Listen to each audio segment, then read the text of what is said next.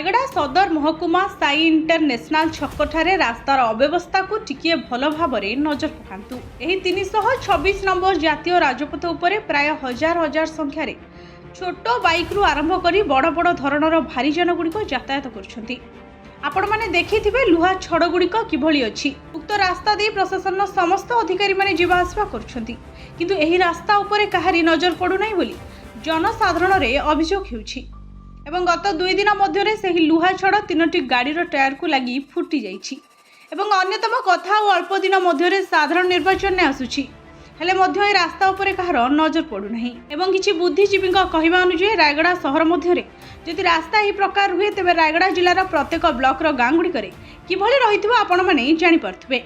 यह विषय वस्तु पर आम रायगड़ा जिला ओडिशा ड्राइवर महासंघ सभापति जितेन्द्र नायकों सह जोगाजोग कर कौन कहते आसतु शुणा।